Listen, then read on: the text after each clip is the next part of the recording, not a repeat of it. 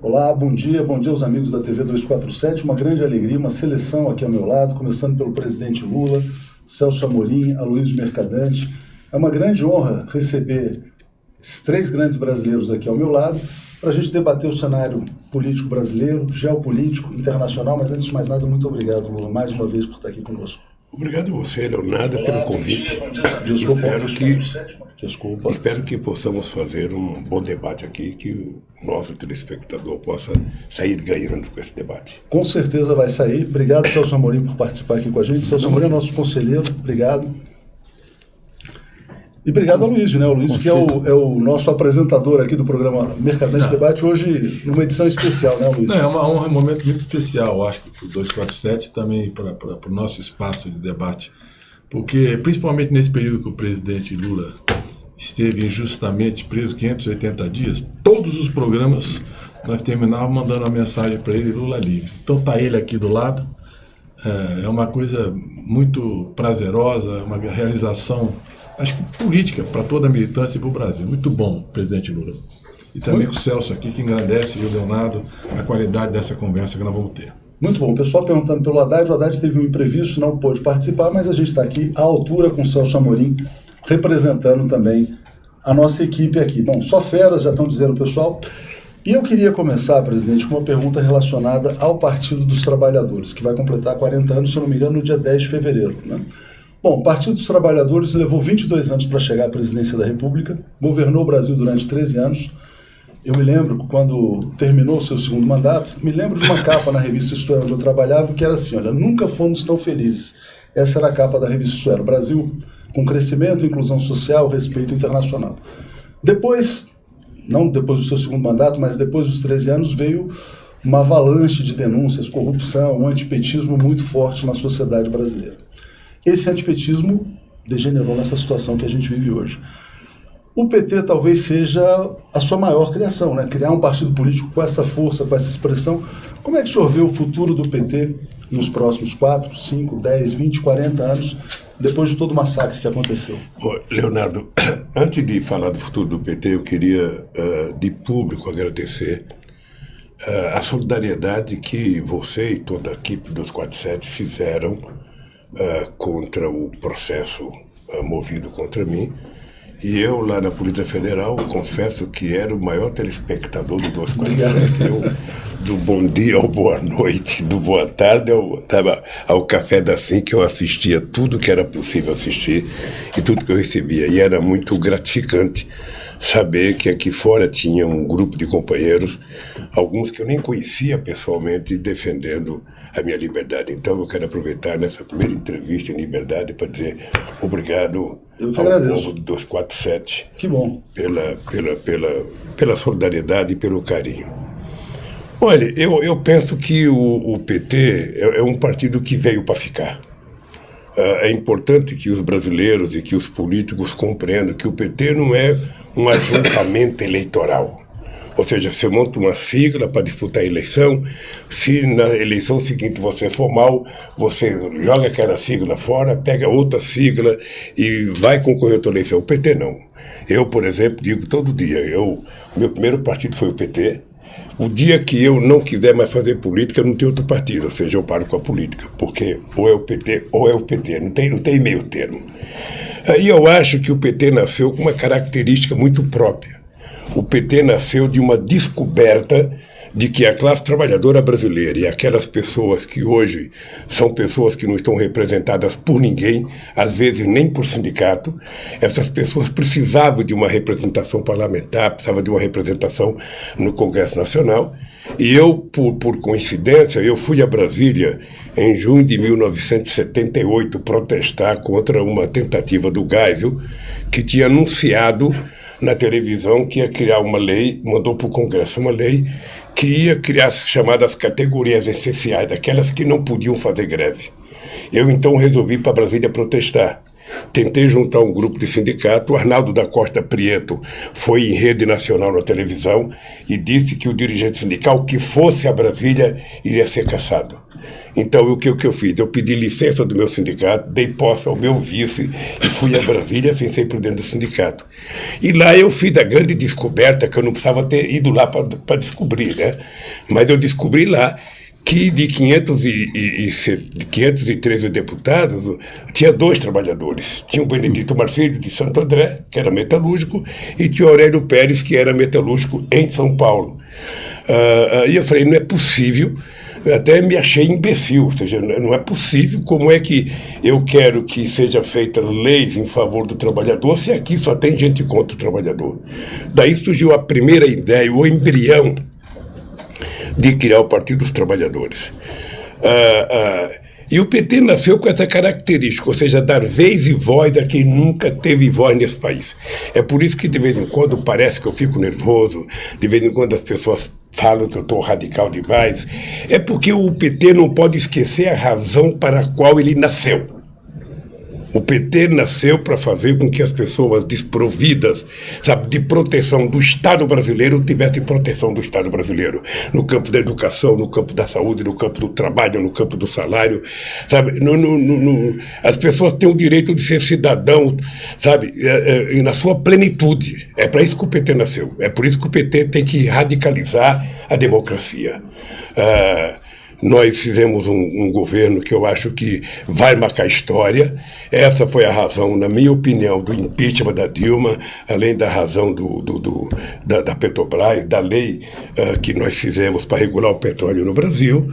Está ficando cada dia mais claro a interferência do Departamento de Justiça dos Estados Unidos nas coisas que aconteceram aqui no Brasil, e nós temos que continuar trabalhando. Eu tenho trabalhado insistentemente, tenho conversado com os companheiros, para que o PT não perca de vista a razão pela qual ele nasceu, e nós ainda não cumprimos a nossa meta. Ainda falta muito, até porque um pouco dos que nós fizemos, eles estão destruindo agora. Então você veja todas as conquistas, Leonardo, todas as conquistas que a classe trabalhadora teve no século XX, eles estão desmontando no século XXI, todas, sem distinção. Os poucos avanços que nós tivemos na educação, eles estão tentando desmontar. Ou seja, os poucos avanços que nós fizemos na ciência e tecnologia, eles estão tentando desmontar. Ou seja, é um governo que só pensa em vender, coisa que não são deles, coisa que é do povo brasileiro. Então, o PT vai continuar crescendo, o PT vai ser forte. Tem gente que fala, mas o PT perdeu e enfraqueceu. Na democracia moderna, sabe, todo partido ganha e todo partido perde. É assim na Alemanha, na França, nos Estados Unidos, no Japão. Sabe, às vezes um ganha, governa 10 anos, outro ganha 12 anos, governa 13, uma hora perde. O PT perdeu. O PT tem que ter juízo, fazer avaliação, por que nós perdemos, por que aconteceu o impeachment, sabe? E saber que a vida vai, não é porque o Palmeiras não foi campeão, sabe, brasileiro agora, sabe, que vai desanimar. Não é porque o Flamengo não foi campeão do mundo que vai desanimar. Tem que tentar esse ano outra vez. E o PT tem que lutar. O PT precisa estar na rua, precisa estar conversando com o povo, tem que estar na porta de fábrica, na porta de loja, na porta de banco, na porta de trem, na internet, sabe, conversando com esse povo, que esse é o papel do PT. Então, o que eu espero para os próximos anos? Eu espero que o PT produza muitas novas lideranças, muita gente com mais formação do que a minha geração, muita gente com mais disposição de luta, para que o PT continue sendo o grande partido dos trabalhadores brasileiros. Obrigado, Lula. Eu vou passar para o Aloysio e para o Celso Amorim, só vou fazer um alerta para o pessoal que hoje, como a gente está com uma bancada muito grande, 4 pessoas, vai ser muito difícil a gente ler todos os superchats, essas mensagens que chegam, mas a gente vai fazer um programa à parte sobre os comentários depois. E vou pedir para todos vocês, evidentemente, compartilharem para a gente aumentar o alcance do vídeo. Hoje o Mercadante e o Celso estão aqui como entrevistadores também, cada um com seu foco de interesse. Então passo primeiro para o Aloysio e depois a gente traz para o Celso. Presidente, eu acho que tem alguns intelectuais, algumas personalidades que tiveram um papel extraordinário na construção do PT e que já não estão aqui. Por exemplo, Florestan Fernandes estaria fazendo 100 anos hoje. E sempre esteve conosco desde a fundação. O Paulo Freire era uma figura encantadora. Me lembro aquela viagem que nós fomos para Garanhuns em 89. Em 82 ele já estava organizando o programa de governo com a gente na PUC. O Paulo Singer, a vida inteira, se dedicou ao tema da economia solidária. O Sérgio Buarque de Holanda, que tinha uma obra fantástica, Raízes do Brasil, também teve um papel importante na formulação, no desvendar a sociedade brasileira para a gente construir. O Apolônio de Carvalho era uma figura também extraordinária. Eu ainda acrescentaria o Chico Mendes, que foi um militante ambientalista importante, e o Marco Aurélio Garcia, que nós perdemos recentemente. Estou falando de alguns, e eu poderia passar aqui muito tempo falando de tantos outros. Mas eu queria que você falasse um pouco desse encontro com essas pessoas, lembrar um pouco, principalmente Paulo Freire tem sido tão atacado por esse governo de uma forma tão medíocre. Como é que você vê essa intelectualidade que veio do exílio, que veio da resistência à ditadura e que vai para o PT e se dedica toda a vida à construção? O Antônio Cândido, né, que é outra figura também extraordinária. Então, essa intelectualidade que ajudou a formular e a pensar o PT e o Brasil. O papel que eles tiveram e como é que você avalia?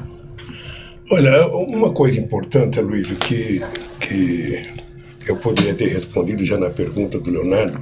Aliás, Leonardo, eu me disponho a vir um dia aqui para fazer uma entrevista só de debate, só com gente perguntando. Fantástico. Não, e tem várias perguntas porque aqui. Porque eu quero que as pessoas falem o que quiserem falar. Eu sempre digo, quem fala o que quer, ouve o que não quer. Ou seja, fazer um jogo franco, porque o Brasil está precisando de muita franqueza. Com certeza. O Brasil precisa acabar com essa hipocrisia, sabe? Nós temos que ser muito francos.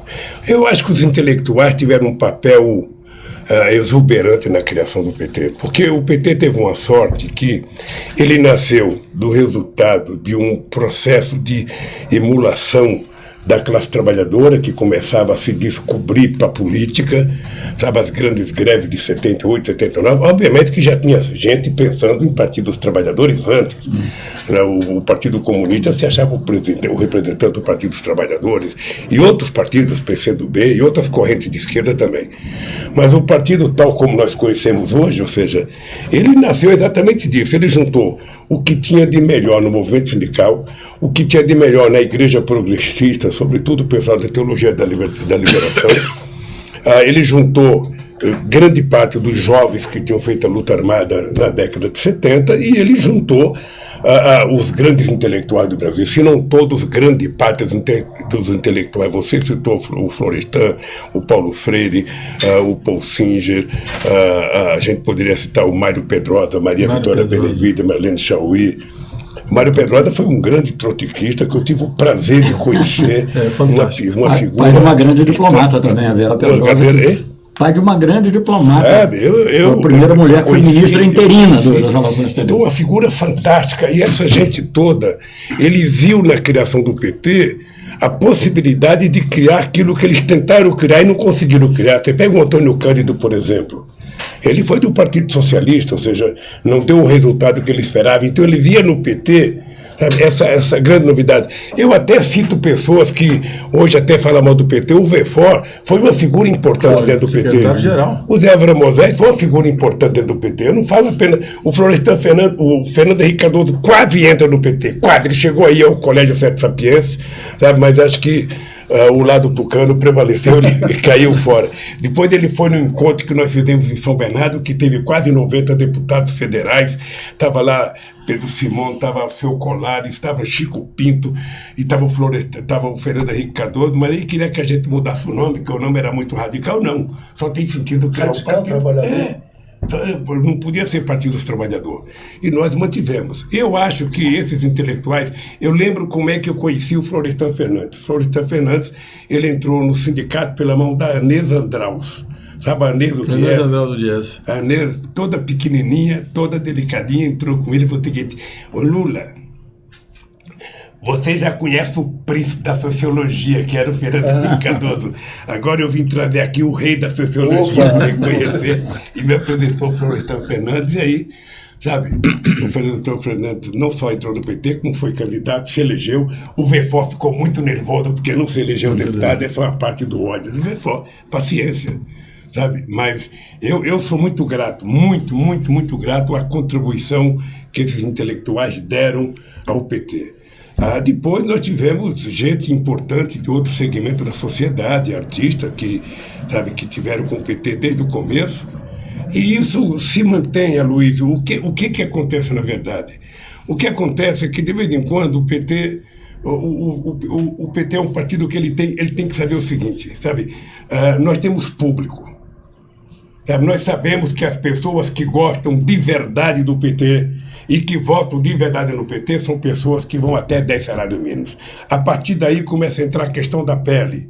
Pessoas que se acham superior, pessoas que pertencem a uma elite que transformou esse país em escravocrata durante 350 anos, pessoas que acham que tem cidadão de primeira categoria e de segunda categoria, pessoas que não gostam de empregada doméstica com carteira assinada, pessoas que não gostam com jardineiro comprando carro, pessoas que não aceitam que filho de coveiro possa ser diplomata. Então está cheio de gente assim.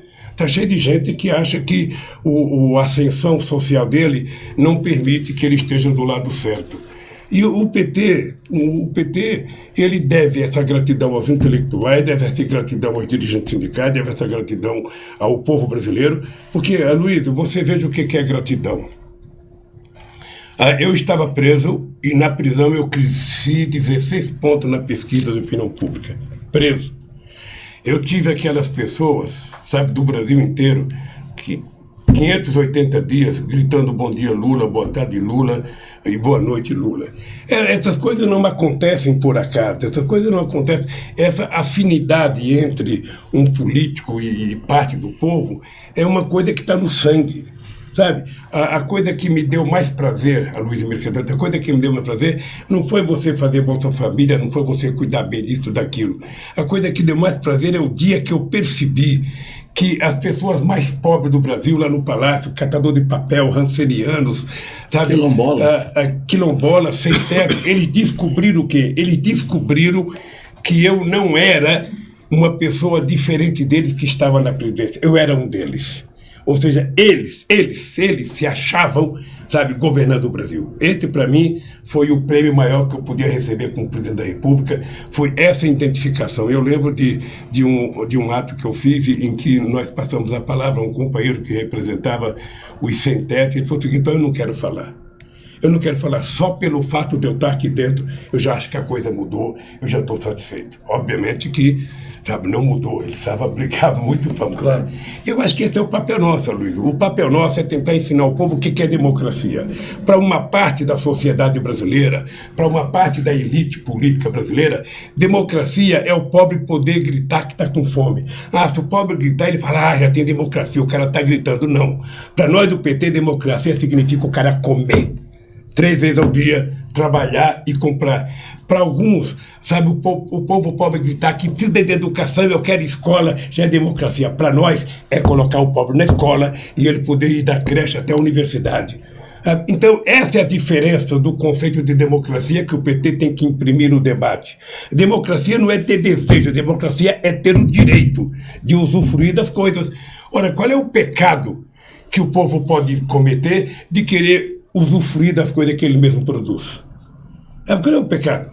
Sabe, o problema é que aqui no Brasil, eu dizia, aqui no Brasil você não tem capitalismo, você tem um bando de ignorantes que se faz passar por empresário, muitos deles venderam as empresas. Eu vejo todo dia, hoje mesmo eu vi que a indústria caiu outra vez. Eu vi que a indústria de bens de capitais caiu outra vez, se comparar com 2013, caiu mais quase 30%.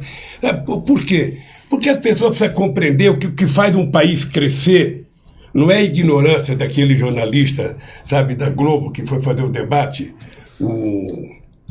Falou da Petra Costa que está falando? Não, esse jornalista, que eu até esqueci o nome dele, que foi assessor do Figueiredo. Alexandre Garcia. Vai botar um bando de japonês. Eu vi ele dizer, não, se trouxer japonês para cá, melhora.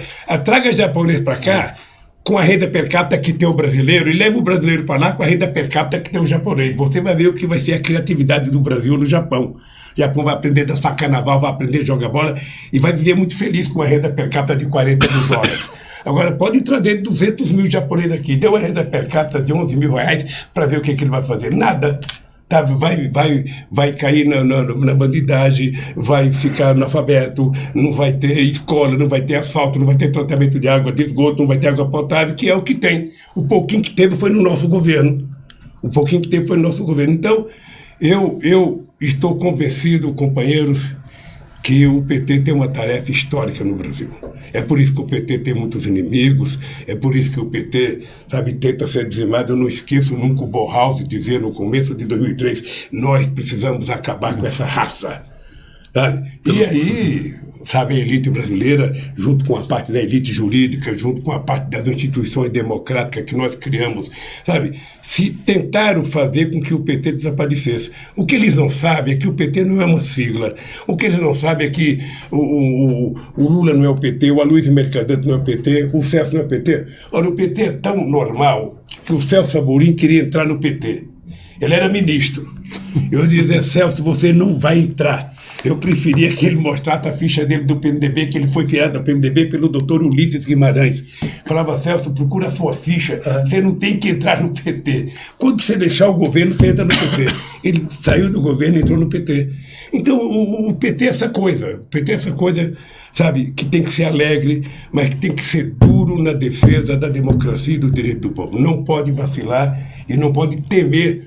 Sabe? Não adianta chamar o PT de radical. Para defender a democracia, nós temos que ser radicais. Presidente, eu vou passar para o Celso Amorim, mas antes só vou fazer uma pequena propaganda. Como o senhor sabe, nós nos tornamos editores de livros. Nós lançamos aí o livro Lula e a Espiritualidade, organizado pelo Mauro Lopes, está aqui embaixo. E esse ano a gente vai reeditar toda a obra do Florestan Fernandes. Então é muito interessante o senhor ter citado que ele vai ser relançado pela editora 247, junto com a Cotter Editorial. Né? Então tem essa pequena propaganda. Passo para o Celso. Bom, muito honrado, presidente, muito feliz de estar aqui ao seu lado depois desses período tão longo em que nós estivemos longe e o 247 sempre lhe apoiando também. Fico muito contente de ser conselheiro dele e de vez em quando aqui debater também com a Luísa. Aliás, o senhor mencionou a palavra raça e eu acho que eu sempre digo uma das coisas que incomodou muito é a mudança da cor da universidade brasileira. Isso eu pude constatar como professor. Então, quando o Bornhausen falava de raça, ele não estava usando uma metáfora, eu acho que isso explica muita coisa do que está acontecendo. Mas aqui para falar do campo que eu trabalhei mais, e é muito difícil essa tarefa de ser jornalista, né? Além de ser, digamos, exercício legal da profissão, digamos... Já acabou o exercício de... Tá bom, então tá ótimo, então vou em frente, você pode me contratar então, mas deixa eu falar duas coisinhas assim. Eu acho que, uma coisa que eu acho que eu tive o orgulho, né, e prazer e orgulho, as duas coisas muito fortes de ter trabalhado com o senhor na condução da política externa, na execução, no meu caso, né, sempre sob sua inspiração, com companheiros como Marco Aurélio Garcia, com o Samuel Pierre Guimarães e outros tantos que nos ajudaram, e o Mercadante nos ajudando lá no Senado, enfim. Foi um grande orgulho e foi eu tinha uma grande dificuldade, que eu dizia sempre, que era a demanda que havia em torno da sua pessoa, né? Quer dizer, as pessoas admiravam o que a política externa que o senhor estava fazendo e admiravam o senhor pelo que o senhor simbolizava no Brasil, né? Até eu brincava muito e dizia assim, o problema da agenda do presidente é que a demanda de Lula é maior do que a oferta de Lula. Não dá para estar em todo lugar ao mesmo tempo, porque as demandas eram infindáveis. Mas, enfim, o senhor conduziu uma política externa que nós chamamos de ativa e altiva, e hoje nós vemos uma situação muito diferente. Então, eu queria lhe fazer duas perguntas. Uma, um pouco qual a sua visão, eu mais ou menos sei, mas gostaria de ouvir das suas palavras, a sua visão dessa situação internacional hoje, né? Com a América Latina, com avanços e retrocessos, né? Hoje a gente pode ter uma espécie de eixo do bem entre Argentina e México, por outro lado o Brasil na situação que está, as ameaças do Trump, não só ao Irã, que ele fez, mas a Venezuela, enfim, queria que isso seria uma coisa interessante só comentar como, e eu vou fazer uma pergunta que seria uma pergunta jornalística, baseado num comentário que meu pai fez. Meu pai, que morreu com 101 anos, recebeu um telegrama seu, meu pai ele acompanhava, gostava muito, achava muito bom, mas um dia lá, ele já deve estar com uns 98, ele disse assim, eu acho que vocês estão cutucando a onça com vara curta. Eu queria saber, presidente, nós estávamos cutucando a onça com vara curta, a gente vai poder, no dia que, digamos, um governo popular e democrático voltar ao poder, ter uma política externa verdadeiramente independente? Ô Celso, eu acho que a gente estava cutucando a onça com vara curta e a gente estava fazendo, eu pelo menos tinha consciência de que o que nós estávamos fazendo não era assimilável com muita facilidade pelos americanos e eu diria até por alguns outros países que fazem parte do Conselho de Segurança da ONU. Porque nós resolvemos interferir na geopolítica. Vamos ser francos, nós voltamos de Davos em 2002 e 2003 e nós conversamos como é que a gente pode mudar a geopolítica. Vamos tentar ter relações com mais gente. A nossa posição na África, a África era tratada como se fosse uma colônia global ali, entre França, sabe, e Inglaterra. Ou seja, menos dos Estados Unidos. Os Estados Unidos sempre importante por causa da interferência do poder econômico, mas sobretudo entre Inglaterra. Daqui a pouco o Brasil começa a abrir embaixada, o Brasil começa a ir lá fazer debate, o Brasil começa a discutir, o Brasil começa a chamar ministro da Agricultura aqui, começamos a oferecer solidariedade, levamos a Embrapa pagana, porque a gente acreditava que o cerrado brasileiro tinha as mesmas condições, sabe, de produtividade que a savana africana, levamos para lá, lamentavelmente acabou. Sabe, nós resolvemos levar para Moçambique a Universidade Aberta, nós resolvemos levar uma fábrica de produção de antirretrovirais. Coisas que muita gente não conhece, né, presidente? Muita gente não conhece porque é o seguinte, o Brasil, veja, o Brasil, se você pegar o mapa do Brasil, você olha assim, o Brasil nunca olhou para trás, portanto ele não enxergava os seus aliados, os seus aliados naturais, que vizinhos, né? Um país que tem quase 16 mil quilômetros de fronteira seca, com 9 países da América, sabe, com 10 países da América do Sul, teria que ter nessa fronteira, sabe, a sua visão prioritária, a sua relação prioritária. E o Brasil também não enxergava a África, apesar do Geisel ter tido um comportamento importante de reconhecer, foi o primeiro presidente a reconhecer a independência de Angola, apesar da dívida histórica que nós temos com o povo africano, na verdade o Brasil nunca se importou com a África. A África não oferecia nem salvação econômica, nem oferecia dificuldade e ameaça de guerra, então o Brasil olhava sempre com o olho vesgo assim, sabe, para os Estados Unidos. Tudo era para os Estados Unidos e para a Europa, Estados Unidos e Europa, Estados Unidos, sempre a elite brasileira vendendo a ideia que se a gente fosse agradável, se a gente entrasse na OCDE, se a gente... Sabe o que é a OCDE? A OCDE é o seguinte, eu te convido para o meu aniversário, você vai, você é o primo pobre da família, eu falo, você vai no aniversário, você não vai tomar refrigerante, você não vai comer o bolo, e não vai cantar parabéns, vai ficar no cantinho, você vai dizer que estava lá dentro, mas você não vai entrar, esse é o papel ridículo que esse presidente acha que está fazendo. Então...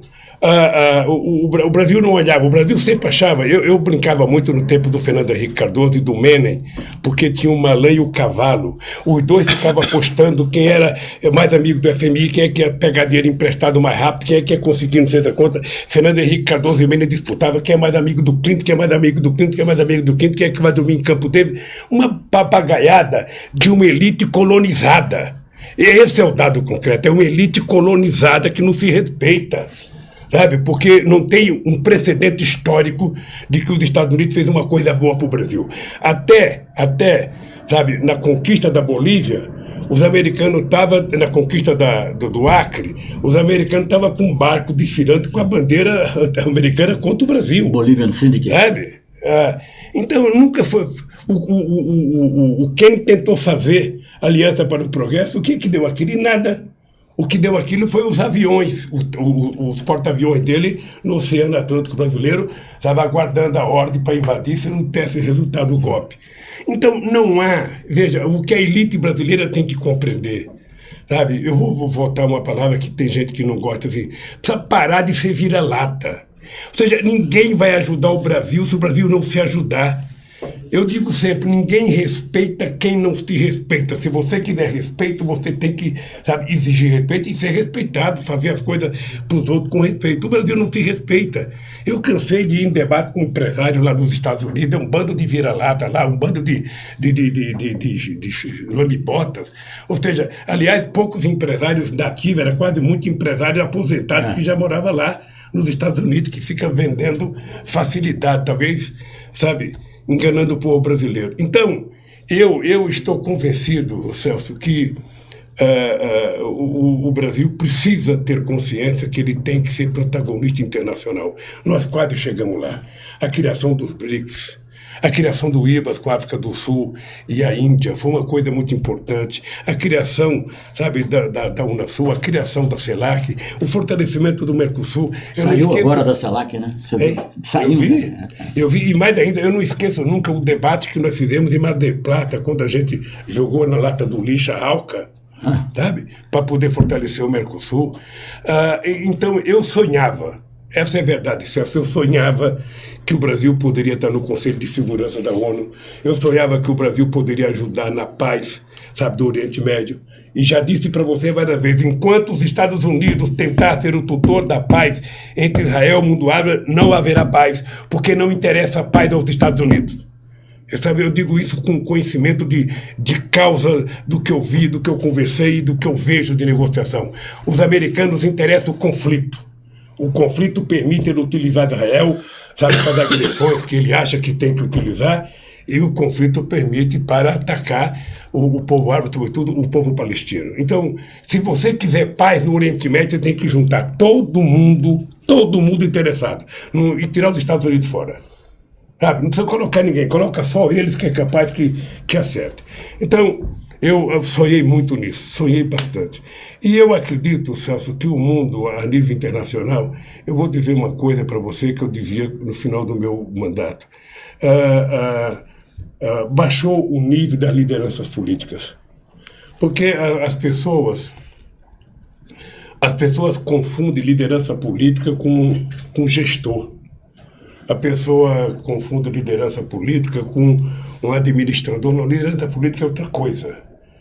Liderança política é um cara que é respeitado, sabe, por aquilo que ele pensa, por aquilo que ele faz. Ele tem seguidores, sabe? Você tem um líder político que é o Jinping na Índia, na China. Ele é, sabe? Mas você não tem hoje líder, você tem o Putin na Rússia que é líder. O cara mostra que lidera alguma coisa. Você já teve um rol de líderes políticos que eram importantes, pessoas que foram eleitas pelo povo. Você teve Felipe González, você teve o Tony Blair, você teve o Chirac. O Chirac era um líder político, era conservador, mas era um homem de uma força política tremenda. Então, quando você tem... O Clinton parece que tinha mais do que o Obama, sabe? Mas aí você transformou as lideranças políticas, sabe, em mesa de negociadores, ou seja, técnicos que vai negociar. E se você quiser resolver, você tem que colocar o cara que foi eleito na mesa ali, escuta aqui, é você que vai dizer sim ou não. Sabe, não é um intermediário, não é um funcionário. E hoje eu acho que está enfraquecida a política. Então, nós temos uma crise, os americanos não aceitam que a Índia se transforme na primeira potência mundial. Os americanos... A China. Os americanos não aceitam a ideia, sabe, de que um país como o Brasil possa ter influência na América Latina, e chegou um momento em que o Brasil, não era que o Brasil queria ter hegemonia, o Brasil queria ter uma relação em que as pessoas confiassem no Brasil, porque antes de nós, isso é importante lembrar, né, Celso? Antes de nós, todos os países da América Latina eram doutrinados e as suas ideias militares eram todas para tratar o Brasil como inimigo. O Brasil era o inimigo do continente. Então foi todo um trabalho do Brasil para conquistar. Nós visitamos todos os países várias vezes. Da América do Sul, o maior todos, da América Latina. Aqui, antes de eu tomar posse, eu fui na Argentina e fui no Chile. Depois eu participei de reuniões do Suriname, Guiana, foi tudo. Para tudo quanto é país. Por quê? Porque um país como o Brasil, sabe, ele embora não tenha recurso para ficar fazendo o que faz os americanos, mas você ser solidário, você estar com as pessoas quando eles precisam, o que acontece? Por que nós elegemos o Roberto, sabe, na Organização Mundial do Comércio? Uma proeza. Aliás, foi já no governo Dilma, mas fruto de toda essa política externa e também do trabalho do governo Dilma, você conseguir eleger, assim, no espaço de 2, 3 anos, o diretor-geral da OMC e o diretor-geral da FAO, Graziano... E ainda ganhar as Olimpíadas, como nós ganhamos. E a Copa do Mundo. Mas, presidente, deixa eu só pegar a Copa do Mundo, a Copa do Mundo não houve debate. A Copa do Mundo ela veio para o Brasil porque era um continente, que era a vez, porque ela já tinha feito na África, tinha que voltar para a América do Sul. Mas só a Olimpíada estava batalhando contra... A Olimpíada foi briga com o Japão. O Celso perguntou essa questão, né, de cutucar a onça com a vara curta. O Brasil se tornou um país muito, muito relevante, muito respeitado. e veio uma intervenção externa que a gente está acompanhando os desdobramentos. O senhor falou do mundo sem lideranças. Tem uma grande liderança no mundo hoje, que é o Papa Francisco, com quem o senhor deve se encontrar nos próximos dias. A preocupação central do Papa Francisco está exposta no que se chama lá da economia de Francisco, que passa pela desigualdade. O senhor também está debatendo a desigualdade. E aí o que acontece? O Steve Bannon, que é um dos gurus, é o Olavo de Carvalho do Trump, falou que o Papa Francisco é um grande inimigo do globalismo, é o ídolo dos globalistas, como o senhor também. Então eles colocam o Lula e o Papa Francisco como dois grandes inimigos do que eles chamam de globalismo. Eu queria que o senhor falasse para o pessoal... Aliás, o Steve Bannon lamentou a saída do Lula da prisão. Lamentou a sua liberdade. Ele explicitou, né? Eu queria lhe perguntar que expectativa o senhor tem para esse encontro com o Papa e como que o senhor vê ser retratado pelos Estados Unidos ou por um guru do presidente dos Estados Unidos como um inimigo ao lado do Papa. É melhor estar do lado do Papa do que do lado deles, mas enfim, passo para o senhor. Olha, o primeiro encontro com o Papa é quase que uma necessidade que eu tenho de agradecer ao Papa as manifestações que ele tem feito, não apenas indiretamente a minha solidariedade, mas ele tem feito em defesa do povo oprimido do mundo. A questão da desigualdade, Leonardo, é uma coisa que o PT não pode abdicar nunca. Sabe, se o PT abdicar da luta pela igualdade, o PT não tem razão de existir. Sabe, não é possível, nós quase chegamos lá, nós chegamos. Quando a ONU anunciou, sabe, que o Brasil tinha saído do mapa da fome, se tivesse morrido naquele instante, eu estaria realizado na minha passagem pela Terra, porque era uma das minhas obsessões, era garantir que cada pessoa tomasse café, almoçasse e jantasse. Só para você ter ideia, hoje eu vim dentro no carro agora, porque nós vamos ter o Festival da Juventude no Rio de Janeiro, e eu pedi para os meus amigos na fábrica pegar o que pensa a juventude. Então eu peguei 30 questionários da juventude. Qual é o sonho que ele tem, o que ele imagina, o que ele espera do Brasil. E também peguei universidade. É impressionante a unanimidade. As pessoas, o que as pessoas desejam, na verdade? As pessoas querem ter o direito a morar razoavelmente bem, as pessoas querem ter direito a trabalhar, as pessoas querem concluir um curso universitário e ter uma profissão para viver. As pessoas não querem nada que seja absurdo, as pessoas querem aquilo que está na Constituição, sabe? Que todos têm que ter direito, é isso. Então, eu estou convencido que a minha conversa com o Papa, ela vai se dar em torno disso. O Papa, sabe, tem o pensamento dele, vai fazer um encontro agora, me parece que em Assis, sobre a economia de Francisco, a economia de São Francisco, ou seja, e eu quero que o Papa saiba a experiência brasileira, porque a experiência brasileira foi a experiência mais bem-sucedida das últimas décadas, ou seja, uma experiência que provou que o pobre não é problema. Eu digo isso todo dia, olhando na cara das pessoas, o pobre não é problema. O pobre, quando ele é inserido dentro da economia, ele vira solução. Você dê um pouquinho de dinheiro para o pobre, ele vira um consumidor. Dê um dinheiro para o rico, ele vira especulador. Essa é a lógica, a diferença. Então, a minha conversa com o Papa Francisco acho que vai ser boa por conta disso. E eu acho que o Bannon, ou seja, eu não conheço essa figura, de vez em quando aparece uma figura grotesca nos Estados Unidos. É engraçado que um americano tem o desejo e o prazer de se meter na vida dos outros. Esse cidadão poderia fechar a boca. Esse cidadão, o que ele conhece do Brasil? A família Bolsonaro? E ele acha que conhece o Brasil porque conhece a família Bolsonaro? Esse cidadão precisava conhecer o Brasil de verdade, o Brasil real, para ele saber que nós gostamos de ter respeito. E sinceramente, ele dizer que eu sou inimigo, eu fico orgulhoso. O dia que ele disser, o Lula é meu amigo, aí realmente eu cometi um pecado. Você pode parar de confiar em mim. Vamos passar para o Luiz. Eu queria fazer uma pergunta que é a seguinte. Eu acho que está na pauta hoje, a imprensa insiste muito nisso, apesar que dá muito pouco espaço para a gente debater, a não ser esse espaço de liberdade, que é o 247 e outros veículos semelhantes na internet, que é o seguinte, é o tema do isolamento político do PT. Eu me lembro em 84, no colégio eleitoral, nós só tínhamos 7 deputados, expulsamos 3 por causa do compromisso com as diretas. 7 em 503, só sobraram 4. 86, não sei se você lembra, nós fomos gravar o programa do Plano Cruzado. Era você, o Jacob Bittar, o Paim e eu. O Paim foi até embora, que não ficou. Que era véspera de eleição. Como é que você explicava uma posição crítica, dizendo, isso aqui não se sustenta, nós vamos ter dificuldade. Nós recuperamos depois, mas ali o PMDB elegeu 22 senadores, fez maioria no Congresso, etc. Depois veio a Ação Popular 470, chamado Mensalão pelo Roberto Jefferson, também disseram que nós estamos fora, que tinha que abandonar a disputa eleitoral, e nós saímos com deixa o homem trabalhar.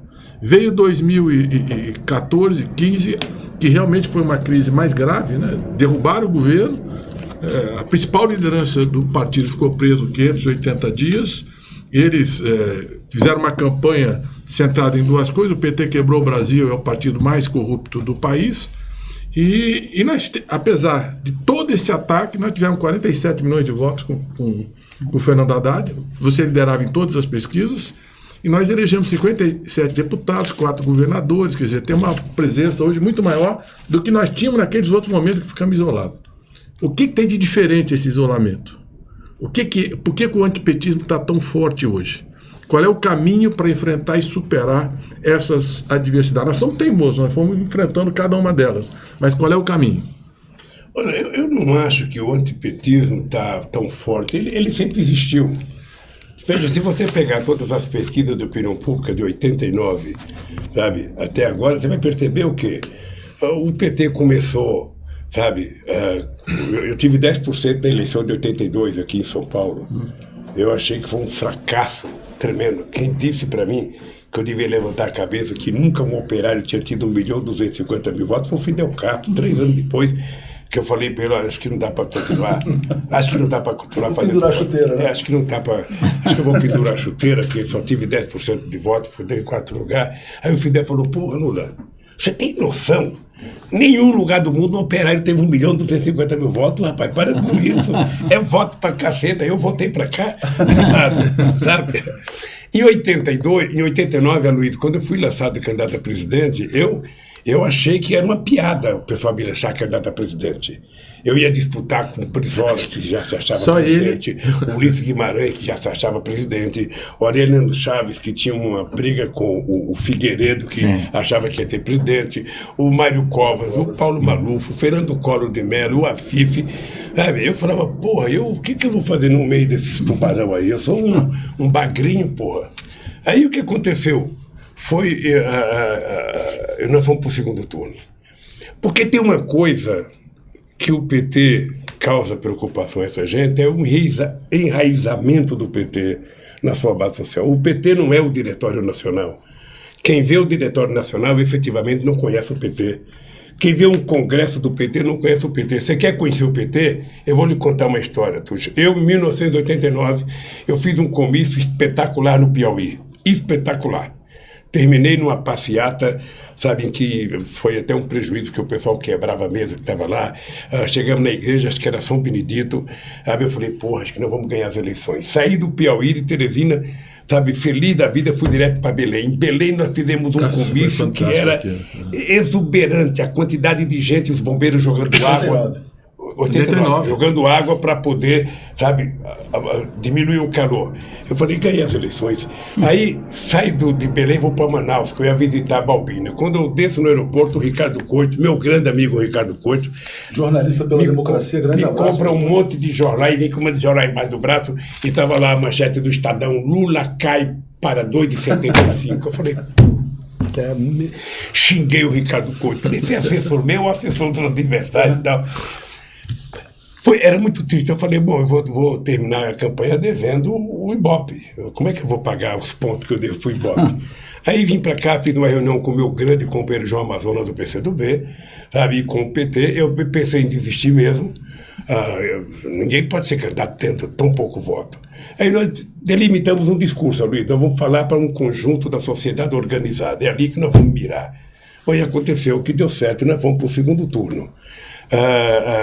Essa é uma coisa, sabe, eu tive 17 pontos, então você percebe, eu tive 10 para governador, 17 na primeira reunião, depois eu tive 47 para o segundo turno, depois eu tive 24, depois eu tive 32, depois ganhamos as eleições. Numa demonstração de que o PT foi crescendo. Quando é agora que todos eles apostavam que o PT estava destruído, a Dilma estava fora, o Lula estava preso, sabe? O companheiro Fernando Haddad tem 47 milhões de votos. Isso deve ter deixado eles estupefados com toda a campanha. Você está lembrado do sadismo do Moro? Sadismo do Moro. Porque o Moro ele só se protege com a toga. Ele tem medo de virar cidadão comum, sabe? O que acontece? O sadismo dele, toda semana aparecia uma delação contra o PT. Toda semana aparecia uma delação. Mesmo assim, o Haddad teve a votação exuberante que teve e o PT continua ainda conseguiu eleger a maior bancada. Numa demonstração de que não é fácil destruir o PT, porque o PT não é um partido criado nos moldes tradicionais. O partido não juntou um grupinho de deputados pensando no fundo partidário, sabe? E arruma 10 deputados e vamos disputar a eleição. Não é assim que o PT foi criado. Então, por isso, Aloysio, eu não acredito no antipetismo. Eu acredito que tem a sociedade, sabe? Se ela disputa, o PT tem 30 e pouco por cento, tem 30 e poucos por cento que não gosta do PT, e tem 30, 40% que precisa ser conquistada. Isso. Deixa eu só fazer uma inversão e trazer uma questão aqui concreta, porque tem duas pessoas que estão falando conosco, que estão acampadas, na verdade estão na sede da Petrobras em greve. Uma é o Tadeu Porto, lá da FUP, e outro o David Bacelar, que também é da FUP, falando lá sobre a ocupação. Bom, o instrumento usado para atacar o PT foi a Petrobras. É como se o PT tivesse destruído a Petrobras, etc, etc. Bom, 2 dias atrás, o Bolsonaro foi ao Twitter para dizer que a gasolina está cara no Brasil por conta dos governadores, porque o ICMS é alto, aquela coisa toda. O povo brasileiro às vezes não está entendendo, presidente, porque é o seguinte: por que a gasolina está tão cara? Porque é o seguinte, antes era roubalheira total na Petrobras, era corrupção e a gasolina era mais barata. Hoje, em tese, a Petrobras está saneada, a gasolina é tão cara, né? E, ao mesmo tempo, você tem os petroleiros lá lutando para não entregarem as refinarias, já privatizaram a BR Distribuidora. Eu queria que o senhor falasse sobre a Petrobras. O que foi a gestão da Petrobras no governo Lula e por que hoje, com a Petrobras supostamente saneada, a gente tem uma situação de gasolina tão cara no Brasil, quase R$5? Olha, ontem eu tive uma reunião com alguns companheiros petroleiros que vieram do Rio para cá para conversar comigo. E eu tenho alertado os companheiros petroleiros, viu, Tadeu, se você estiver ouvindo e se o David estiver ouvindo, eu tenho alertado para que a greve deles não seja uma greve especificamente por aumento de salário para eles. Eles têm que fazer uma greve, sabe, tentando mostrar a importância da Petrobras para o desenvolvimento do Brasil, porque a Petrobras não é uma indústria de petróleo, não é uma indústria só de óleo e gás. A Petrobras é uma indústria que é a maior incentivadora do desenvolvimento tecnológico no país. É a que mais aporta em inovação. Foi graças às pesquisas da Petrobras que a gente virou, sabe, a empresa com maior capacidade e competência de prospecção em alta profundidade. Eu lembro que quando a gente descobriu o pré-sal, a direita que está vendendo a Petrobras hoje dizia que a gente não ia conseguir tirar o pré-sal de 7 mil metros de profundidade, 6 mil metros de profundidade, que era muito caro. O que está acontecendo hoje? A gente está tirando o barril de petróleo de 7 mil metros de profundidade a $5,50 e meio, ou seja, quase igual o preço do petróleo da Arábia Saudita, que é quase a flor da terra. Numa demonstração da competência tecnológica da Petrobras, e só fez isso por causa do investimento. Só descobriu o pré-sal por causa do investimento em pesquisa. Você pode trazer o Estrela aqui para ele falar, claro, que ele era o homem, ele era o chamado fura-poço da Petrobras. Então, eu ainda ontem falei para os dirigentes sindicais, não tem explicação essa loucura do Brasil subordinar o preço do petróleo aos preços internacionais, na medida em que a gente é autossuficiente. Não tem sentido. Acontece que nós, que queríamos utilizar o pré-sal para o passaporte do futuro, criando 75% do royalties para a educação, para a saúde, ciência e tecnologia, sabe, que o petróleo passou a ser do povo brasileiro, o que eles estão fazendo? Eles estão agora exportando óleo cru, e importando óleo diesel e importando gasolina dos Estados Unidos, ou seja, é a americanização, sabe, da Petrobras. É por isso que eu acho que houve impeachment, é por isso que houve a prisão do Lula, é por isso que houve a Lava Jato. Não dá para explicar isso para o caminhoneiro, por exemplo? O cara que está pé da vida... Olha, ontem eu falei para os petroleiros, vocês precisam ir conversar com os caminhoneiros, vocês têm que ir nos barcos lá em Niterói, distribuir panfleto, para as pessoas perceberem que a briga de vocês é para fazer com que a Petrobras continue sendo a grande empresa de investimento em tecnologia, em petróleo e gás nesse país. E a Petrobras, ela tem milhares de empresas que trabalham em torno da Petrobras, que geram empregos indiretos. Então, sexta-feira eu estou indo ao Rio de Janeiro, sexta-feira me parece que eles vão ter um ato lá na frente da Petrobras, e eu já falei, se me convidarem e for interessante, eu estarei na porta da Petrobras, porque a Petrobras é um patrimônio do povo brasileiro. O que eles fizeram? Como sempre na história da humanidade, eles enxovalharam a Petrobras de uma quantidade imensa de denúncias, umas podem ser verdadeiras, outras não. Ou seja, eles poderiam ter proposto uma nova lei de licitação, eles poderiam ter feito um acordo de leniência, ter deixado as empresas continuarem trabalhando, gerando os empregos e a Petrobras continuar produzindo. Porque eu tinha uma tese que era o seguinte: a Petrobras, quando descobriu o pré-sal, a Petrobras tinha que alugar sonda. Uma sonda custava uma carrada de dólar por dia, sabe? Eu não vou citar o número porque eu esqueci, mas era muito dólar por dia. Então você imagina uma sonda trabalhando 3 meses, 4 meses. E eu falava, Zé Sérgio, a gente tem que ser detentor da capacidade de produzir. Nós temos que fazer aqui. Eu vou contar uma história. Eu estava na Bahia quando tive com o Zé Sérgio, com a Estrela, e eles iam comprar 28 sondas. Eu falei, nós não podemos comprar, nós temos que fazer aqui no Brasil. Mas é caro aqui no Brasil. É caro, veja, pode ser um pouco mais caro, mas o resultado é que você vai gerar emprego aqui, vai gerar desenvolvimento aqui, vai gerar conhecimento aqui, daqui a pouco a gente vai estar exportando. Tá? Aí, eu mandei uma carta para a Abdib, perguntando se os empresários brasileiros tinham condições de produzir sonda, Luiz. E a Abdib me respondeu o seguinte... Só para esclarecer, a Associação Brasileira da Indústria de Base, só porque nem todo mundo conhece. E eles responderam em carta o seguinte: a Abdib não tem condições de fazer as primeiras 12. Então o governo pode importar outras 12, mas o restante nós já podemos fazer aqui. E assim nós fizemos. A indústria naval do Rio, por exemplo... Assim nós fizemos. A indústria naval do Rio, que já teve 50 mil trabalhadores nos anos 70, estava com um pouco menos de 3 mil quando eu cheguei na presidência, estava com 82 antes do golpe. Isso que o senhor está falando, presidente, poucas empresas foram tão atacadas nesse processo quanto essa SET Brasil, né, que era a empresa que estava ligada a esse processo aí das sondas. Hoje a gente vê, por exemplo, a indústria caiu no ano passado. Eu me lembro de editorial do Globo dizendo que não podia ter SET Brasil no Brasil, né? Não podia ter política de conteúdo nacional. E o senhor está contando uma história que poucas pessoas conhecem, que isso foi uma decisão para fomentar o investimento no Brasil. Gente, o pré-sal só foi descoberto porque teve decisão política de fazer investimento em pesquisa. Agora mesmo estão fechando a Petrobras em todo o Nordeste. Gente, só falar uma coisinha. É um assassinato. E com o acordo de compras governamentais que o Guedes está querendo assinar agora, mesmo que volte um governo nacionalista, vai ter dificuldade. Eu não sei como é que os empresários não esquecem para isso. Os Estados Unidos ontem disseram que querem rever a compra governamental porque querem usar para desenvolver a economia deles. Eles querem. Né? Eles querem. A China, que é o país que mais cresce nos últimos 30 dias, sempre usou isso. 12% do PIB de compra governamental. Como é que você perde isso para desenvolver o país? Você utiliza os empresários nacionais para que, através das compras governamentais, você possa desenvolver uma indústria. Sabe, é um mercado que ninguém deixa você entrar. Ninguém deixa. Tenta entrar uma empresa da construção civil brasileira na Alemanha para ver. Não entra. Nos Estados Unidos é muito difícil. Então, o que acontece? Eles tinham que destruir a Petrobras. Agora, para destruir a Petrobras, era preciso manchar a credibilidade da Petrobras, a credibilidade do PT, a credibilidade dos petroleiros, ou seja, com mentiras e mentiras e mentiras e mentiras.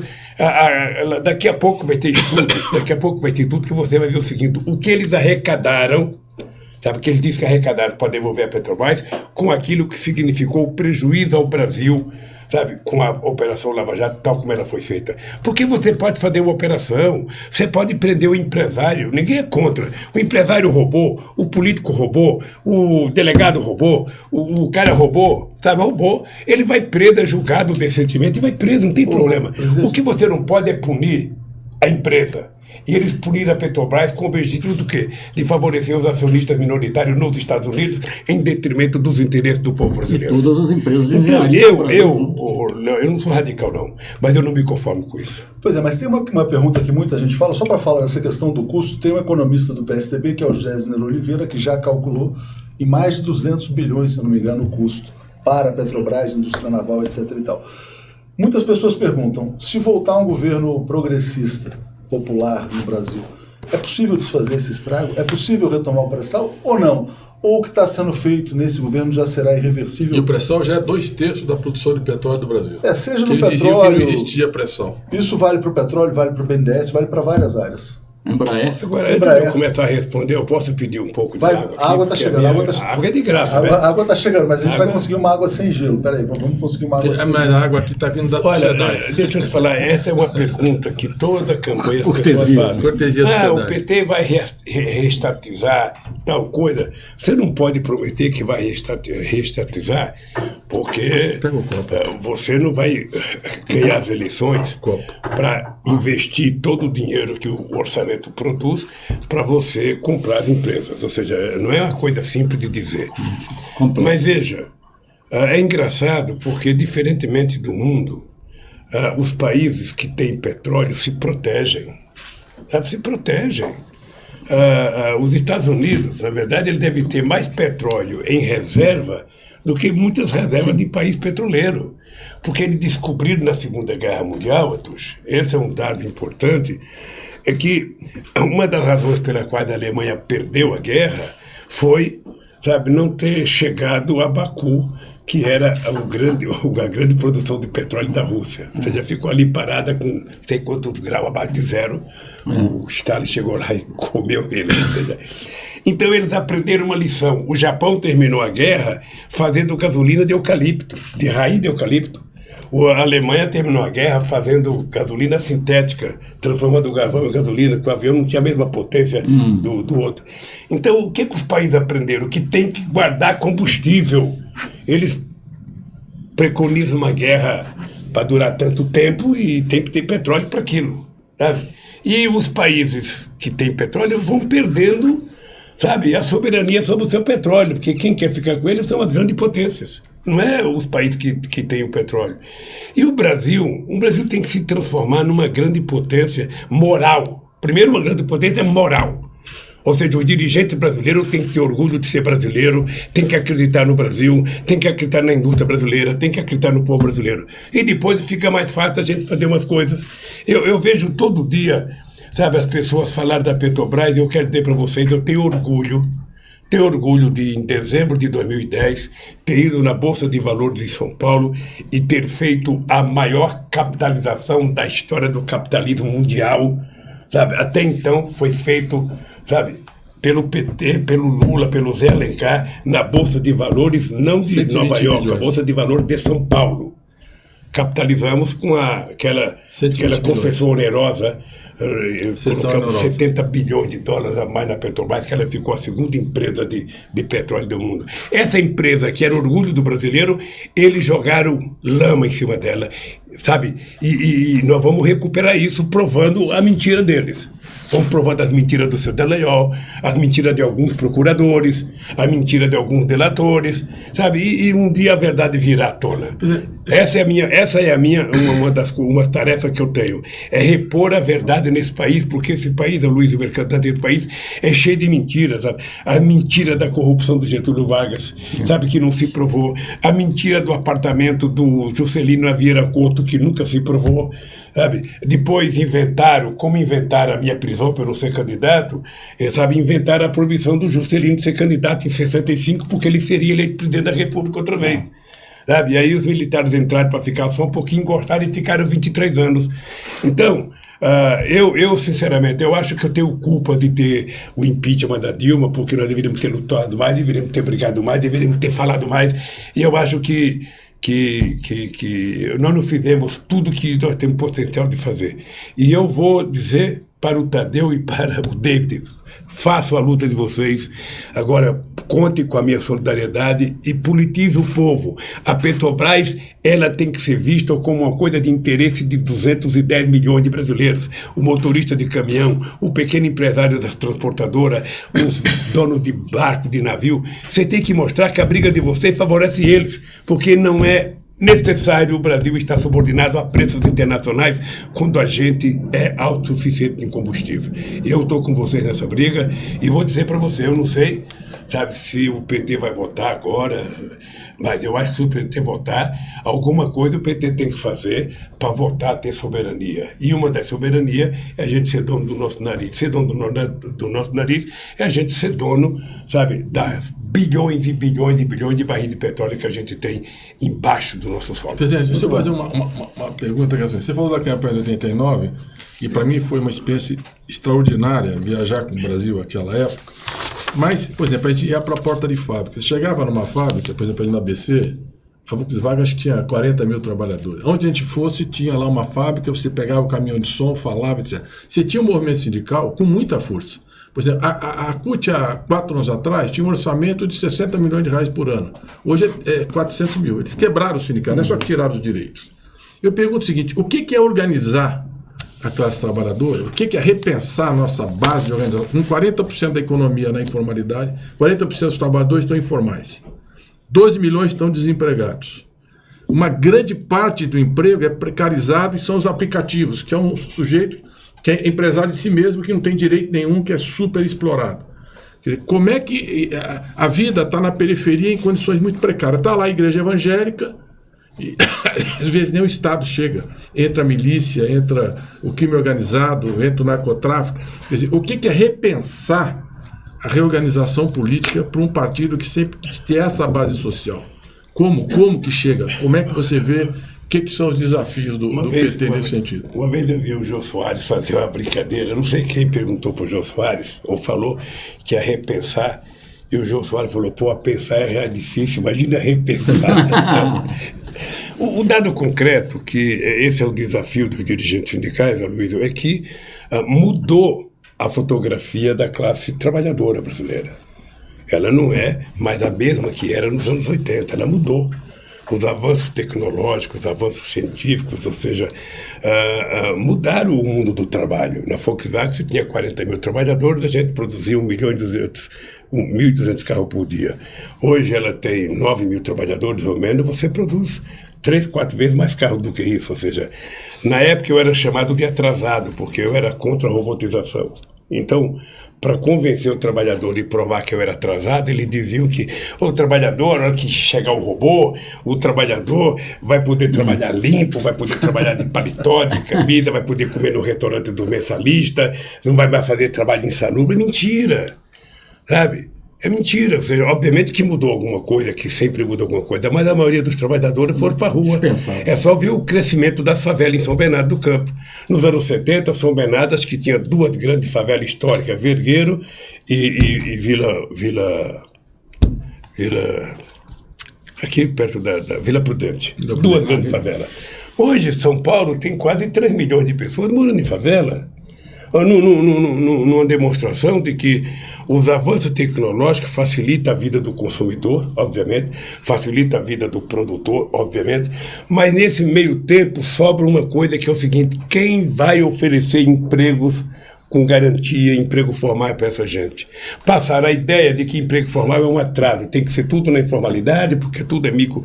Você veja, no tempo eu quando trabalhava na Villares, eu queria sair e ter um bar. Naquele tempo não tinha a palavra microempreendedor, mas se tivesse eu já era um microempreendedor. A gente queria ser dono do bar ou ser dono de táxi. Aí quando a gente ia, a gente percebia que não era fácil ser dono de bar, porque nem sempre entra um cara para tomar cachaça e às vezes ficava o dia inteiro, não entrava ninguém. Aí você era obrigado a vender o teu bar com prejuízo e voltar a trabalhar.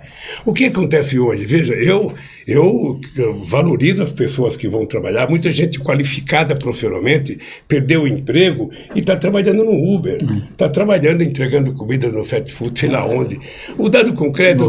Vai agora, o pessoal do petróleo e gás, da indústria naval e das empresas de engenharia, grande parte está no Uber. Então essa gente acha no primeiro momento que é maravilhoso, todo mundo é microempreendedor, trabalha por conta própria. Qual é o problema? O problema é que na década de 60 a gente tinha muita gente que trabalhava em casa, gente que costurava, fazia roupa. Aí quando a pessoa ficava doente não tinha nenhum direito, quando a pessoa se machucava não tinha nenhum direito. Um companheiro que trabalha com Uber, que eu acho que ele só faz isso porque está necessitado, se ele encontrasse um trabalho digno na profissão dele, ele iria trabalhar na profissão dele. Sabe? Eu acho que ele está fazendo um esforço incomensurável. Ele trabalha, se ele bater o carro dele, não tem seguro, se ele se machucar, não tem, sabe, seguro de vida, não tem acidente de trabalho, não tem férias, tem que trabalhar de sábado, domingo, de segunda, dia 31, dia de Natal, ou seja, é uma vida muito... E não são todos que conseguem também trabalhar no Uber. É uma vida muito penalizada, ou seja, apesar da propaganda que se faz em torno disso, ou seja, nós estamos jogando fora conquistas históricas que os trabalhadores tiveram no século XX. Sabe, a troco do quê? A troco do quê? A troco da acumulação de riqueza dos empresários. Eu lembro, Arthur, você que conhece bem, eu lembro que quando começou essa loucura da internet, as pessoas falavam, não, agora a imprensa vai ter democrática, agora você dá conta. Nós temos um pouco de democracia, mas 5 empresas são donas de tudo que rola pela internet no mundo. Tudo, 5 empresas. Quase todas americanas, Google, Amazon... Todas americanas, e aí nós acontece que onde passa coisa boa, passa coisa ruim. Quer dizer, como é que se explica ter acontecido o fake news nos Estados Unidos e o Trump ter eleito? Como é que significa o que aconteceu aqui no Brasil? Ninguém me explica. Eu quero uma explicação teórica. E a justiça, eu acho que não está preparada para investigar e saber o que aconteceu. E às vezes não quer, presidente, eu preciso entrar numa questão institucional, porque aqui tem um comentário do David, dos petroleiros ainda, que é muito interessante. Ele está dizendo, presidente, estamos aqui lutando por emprego, renda, desenvolvimento, indústria nacional, mas o ministro Ives, do TST, quer nos multar em 4,5 milhões de dia. Aí eu queria te perguntar sobre o papel das instituições. Nessa semana, no Valor, o Toffoli disse que a democracia no Brasil está consolidada. Me incomoda muito quando as pessoas falam em democracia, porque, a Dilma foi derrubada, 2, o senhor não foi autorizado a participar da eleição e nem a votar. Contrariando uma decisão das Nações Unidas. Então isso não é propriamente uma democracia. Aí o resultado desse processo é Bolsonaro na presidência da República. O que eles falam agora? Não, as instituições... Não existe risco de fascismo, não existe risco de ditadura, porque as instituições vão controlar os impulsos do Bolsonaro. Parece que o projeto é... Não, o Toffoli e o Rodrigo Maia seguram o cavalo louco. Né? E aí eu pergunto para o senhor, a gente está vivendo uma democracia, dá para chamar de democracia? Como é que o senhor vê o papel das chamadas instituições? Eu acho que a democracia no Brasil é capenga. Ela existe muito mais enquanto democracia institucional, ela está na Constituição, mas quando você sai da Constituição e vai para o dia a dia do povo, a democracia não acontece, é só você ver os direitos sociais. Mas por 30 anos parecia que acontecia. Não, veja, ela teve um avanço. Vamos lembrar o seguinte, nós acabamos de aprovar, o doutor Ulisses Guimarães fez o discurso dia 5 de outubro de 1988. Tá? Aprovando a Constituição. Estão lembrados, né? Pois bem, no dia seguinte já tinha gente do meio empresarial dizendo com essa Constituição o país não é governável. Com essa Constituição não dá para governar o país. E já começaram a propor emenda para mudar a Constituição e vão propondo mudando. Olha, é óbvio que a democracia nossa é capenga. O Toffoli e qualquer outra pessoa que quiserem saber se a democracia existe no Brasil, pegue, sabe, a Constituição, pegue os direitos fundamentais que estão escritos nela e vamos saber se aquilo está acontecendo na base. Vamos na periferia do Brasil, do Rio de Janeiro, vamos na favela de São Paulo, do Rio, de Pernambuco, da Bahia, vamos nas palafitas do Brasil, vamos ver se a democracia tá.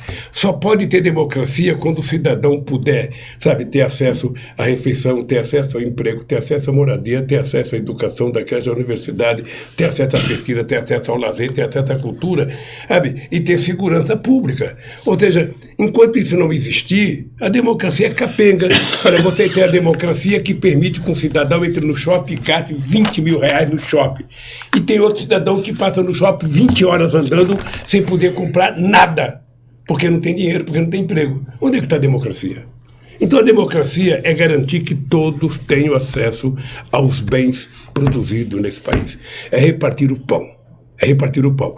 Não existe democracia se um cidadão pode comer 10 vezes por dia e o outro cidadão passa 10 dias sem comer. Não existe democracia. É preciso garantir a democracia naquilo que é elementar e essencial para a sociedade. O que torna um homem feliz? O que todo mundo quer? Sabe, eu não sei a tua origem social, mas na minha origem social, quando eu tinha 14 anos de idade, o meu sonho era primeiro tirar minha carteira profissional. Eu sonhava ser mecânico, eu nem sabia o que era ser mecânico. Eu fui ser torneiro mecânico, eu via meu irmão trabalhando todo sujo, consertando o caminhão. Meu sonho era ser aquele, andar com o bolso cheio de estopa, sabe, sujo de graxa para tudo. Meu sonho era aquele. Aí eu fui estudar torneiro mecânico. Ora, então era um sonho simples. Eu queria ter uma profissão, eu queria casar, eu queria ter filhos, eu queria ter uma casinha e queria poder, sabe, ter liberdade para andar, ter um pouco de uma poupançazinha para cuidar da minha vida. É isso que todo mundo quer. O que quer 210 milhões de brasileiros? Os caras querem isso, os caras querem ter o dedo de trabalhar, ter uma profissão, cuidar da sua família, ter certeza que seus filhos vão estar numa escola de qualidade, sabe? Aí o pessoal vive tranquilamente, tomar sua cervejinha de sábado e domingo, que ninguém é de ferro, sabe? Então, o que eu acho? Isso está sendo tirado do povo, isso que nós conseguimos dar, isso que nós... Por isso é que eu acho, eu estou aqui para te dar de presente, que você deve ter, mas eu queria que você lesse isso aqui. Isso aqui é o testemunho do que foi possível fazer no Brasil no governo do PT. Obviamente que hoje eu tenho consciência que a gente poderia fazer mais. Eu seria mais radical e faria mais coisas. Mas nós temos que saber que nós fizemos muita coisa nesse país. Não foi fácil, não. Porque uma coisa é você fazer muita coisa quando você não tem partido de oposição, quando você não tem imprensa contra, quando você não tem sindicato fazendo greve. Nós tínhamos, sabe, 90 deputados em 513, nós tínhamos 14 senadores em 81, sabe, nós tínhamos uma imprensa, sabe, com pensamento único. Vou pegar o gancho, presidente, porque é o seguinte, falando de imprensa, o senhor deu uma entrevista semana passada para o UOL, espetacular, eu li da primeira até a última linha, muito boa, Leonardo Sakamoto e outros 2 jornalistas. 2 dias depois, a Folha fez um editorial dizendo o Lula não é tão legal assim.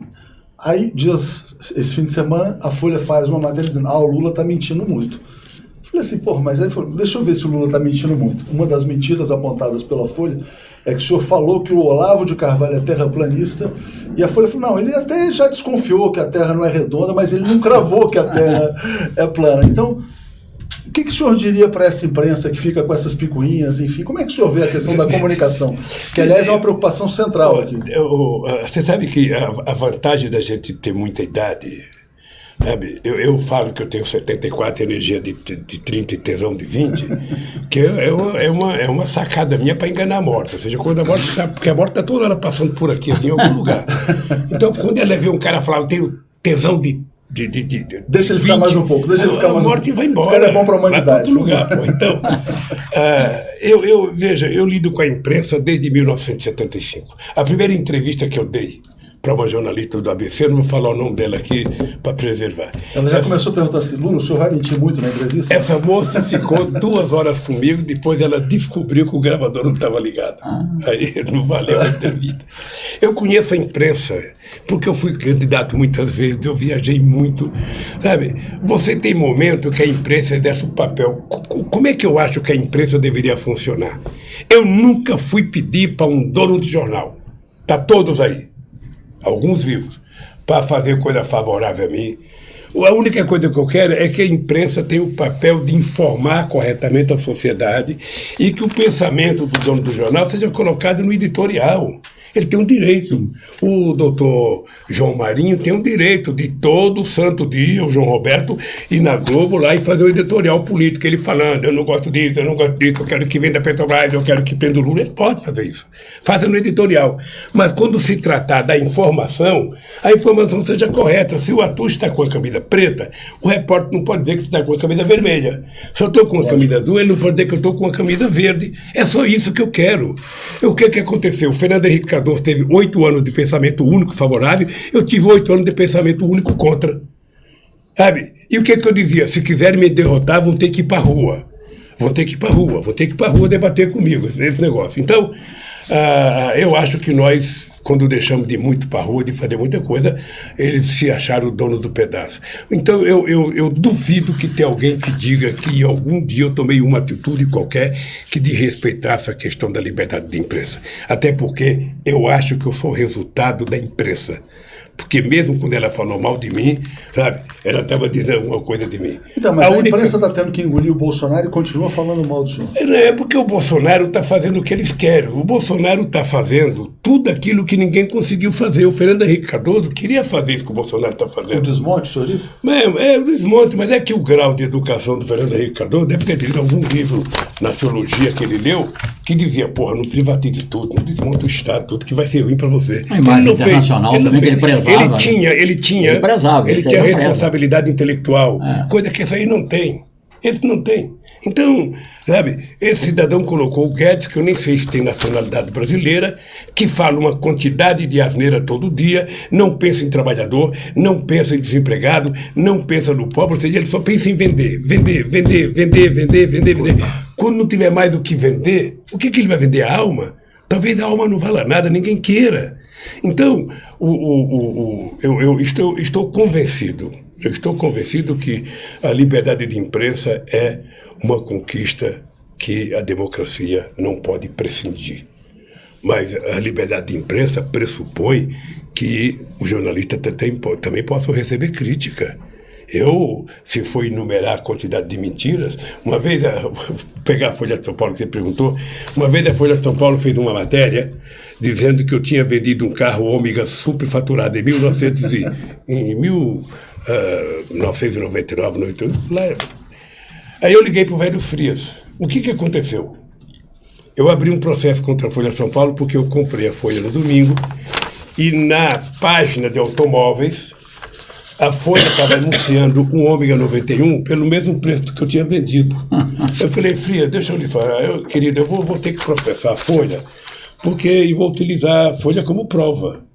E peguei e ganhei o processo. Quando eu tomei posse em 2003, eu recebi 41 mil reais, sabe, por processo que eu ganhei da Folha de São Paulo. E a prova minha foi o boletim de carro da Folha que estava vendendo o carro pelo mesmo preço que eu tinha vendido. Mas tem um outro ponto para a gente... A Globo, veja, o pessoal acha que eu não gosto da Globo. Olha, eu acho que a Globo é uma televisão de qualidade. Eu acho. Agora, eu não posso ter respeito por uma emissora de televisão que não dá nem ao Lula, nem à defesa do Lula, nenhum direito de falar a respeito dos processos. Ou seja, eu sou pego de surpresa com 20 minutos de leitura de denúncias mentirosas de alguns procuradores da República, que são mentirosos, que faz a denúncia porque sabe que a Globo vai dar sustentação. Cadê aquele procurador que fez aquela palhaçada com o Temer e com o Joel? Cadê aquele procurador? Aquele procurador foi punido, sabe qual é a punição? Aposentado, está em silêncio. Tinha um outro procurador que tinha quase que prendido a mulher dele lá em Rondônia, tinha sido afastado do Ministério Público de Rondônia, as nossas deputadas foram atrás, onde ele estava escondido em Brasília. É essa punição que eles tomam quando cometem um erro. Então, eu efetivamente acho que a Globo não permite, sabe, quando muito dá uma notinha da defesa. É o seguinte, deu 20 minutos para a acusação, dá 20 minutos para a defesa. Então, é só você pegar. Dizem que eu falo mal da Globo, eu não falo mal da Globo, não, eu apenas constato o que a Globo fez. A Globo tem mais de 200 horas contra o Lula no Jornal Nacional. Mais de 200 horas. E tem 299 favorável ao Moro. Então, eles agora são obrigados a engolir o Bolsonaro, que não era o candidato dele, talvez fosse o Alckmin. Agora devem estar preparando outro candidato. Ou seja, prepare todo candidato da Globo, a gente vai disputar com eles. Eles sabem disso. E o que eu acho? O Bolsonaro está fazendo o papel que interessa a eles. Quando vender todas as empresas, quando desmontar todo o direito trabalhista, quando, sabe, o povo descobrir que está, sabe, sendo quase transformar o Brasil num parque temático. Aí eles vão pedir desculpas ao povo 30 anos depois com o pedido das eleições diretas. Não posso deixar de ler esse comentário da Bia, porque está vindo aqui várias vezes, cheio de coraçõezinhos, dizendo: Lula, faça lives semanais falando com cada categoria, fazendo lives para grupos específicos. Para fechar o ponto, quer dizer, as pessoas querem saber muito como é que você vai agir em relação à comunicação. Eu acho que tem uma coisa que o PT tem que fazer, isso vale para mim, vale para Luiz Mercadante, vale para o Celso Amorim, isso vale para cada deputado, para cada senador. Todo santo dia, a gente tem que falar de manhã, de tarde e de noite. Porque o que o Bolsonaro está fazendo? O Bolsonaro transformou a comunicação dele numa fábrica de mentiras. Mas ele mente com Sabe? convicção. De Mente hoje é com convicção. fantástico. O PT que fez o carnaval ser essa festa depravada. Mas o negócio é Os inacreditável. brasileiros Quer dizer, tirou Não tem limite, né? Então ele mente porque tem um... Mas conclui o seu ponto. O senhor acha que o PT deve fazer o quê, então? O campo progressista, de uma maneira mais Veja, ampla? deve falar. Falar? Deve falar e deve propondo coisas alternativas. O Aloysio Mercadante preparou com os economistas do PT uma proposta fantástica, sabe? Que eu só não gostei do nome, de ser programa de emergencial de programa emprego. emergencial. Apresentou um programa provando que é possível você diminuir os 12 milhões de empregos, é preciso aumentar a massa salarial, utilizando as obras que já estavam contratadas. E também apresentou uma proposta de reforma tributária. A reforma tributária, Túlio, eu vou só confessar uma coisa para você.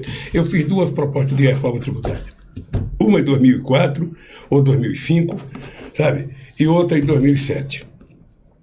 A de 2007 eu pensei que ia ser aprovada por unanimidade, porque o PT tinha o presidente da Câmara, que era o Arlindo Chinaglia, porque ela foi aprovada pelos 27 governadores de Estado, porque ela foi aprovada por todos os líderes do Congresso Nacional, porque foi aprovada por 27 federações de empresários e pelas centrais sindicais. Ora, quando todo mundo foi favorável, sabe que nós mandamos para o Congresso Nacional, entregamos ao presidente da Câmara, eu falei, vai ser aprovado.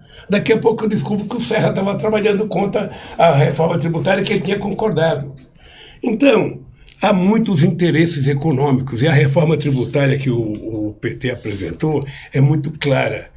Os ricos têm que pagar mais imposto para aliviar a carga tributária dos mais pobres. Exatamente. Os mais pobres têm que ter, sabe, o mais pobre não pode pagar o mesmo imposto no quilo do feijão que paga o Abílio Diniz, que paga o cara do Itaú, que paga o cara do BG Pactual.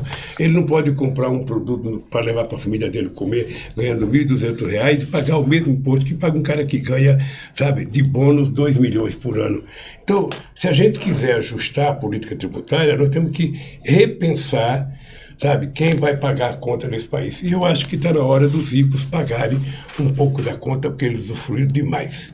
Os ricos são tão avarentos no Brasil que até para libertar os escravos, sabe, eles exigiam que o governo pagasse indenização. O senhor leu muito na prisão, né? Isso aí aparece naquele livro do Laurentino, é muito interessante. O Rafael fala aqui, olha, a direita, mesmo mentindo, mantém contato com seus eleitores. A esquerda não mantém esse contato, está um passo atrás na comunicação. Acho que o senhor reconhece essa deficiência no campo da comunicação. Mas eu quero trazer um ponto. Vamos ver que comunicação. Porque é o seguinte, uma coisa é você tentar fazer uma comunicação séria pela internet, Claro. sabe, sem mentir. Outra coisa é você contratar robôs para produzir mentira. Isso é uma coisa que tinha que ser estudada. Por que no Brasil, por exemplo, as fake news tiveram um papel que tiveram estrondoso? Foi uma coisa que... Mas nos Estados Unidos, na Inglaterra... Não, mas na Argentina, por exemplo, não tiveram. E havia interesses também. Então tem alguma coisa aí que a gente tem que estudar também, que não funciona. Eu não estou dizendo que a culpa é só de quem faz, eu estou dizendo que a culpa é... Ontem eu passei a tarde discutindo a comunicação digital do PT. Como o Fernando Haddad coordenou um projeto, apresentou para a Gleice, eu estava lá para ver. Qual é a diferença? A diferença é que quando você quer fazer uma coisa honesta, você envolve gente, você mostra a cara porque você quer fazer uma coisa honesta e você depende de recursos. É tudo sempre minguado. Ora, quando o cara faz uma máquina de contar mentira e arruma dinheiro para produzir essa mentira lá de fora, que você não consegue nem provar, mesmo as denúncias que aparecem, você entra na justiça e demora para provar, é difícil. E a outra coisa é que mentir é fácil. Mentir não tem responsabilidade, contar a verdade tem. Mas mentira tem um preço alto, presidente. Vamos falar só de um ponto que é fundamental, porque a gente está às vésperas do Oscar, né?